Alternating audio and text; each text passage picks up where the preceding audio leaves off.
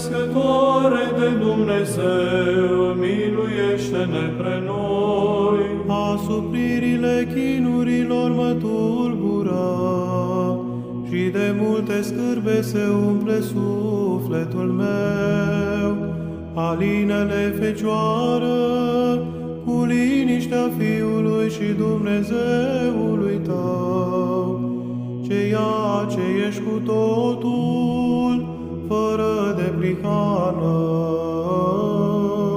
Slavă Tatălui și Fiului și Sfântului Duh. Pe tine,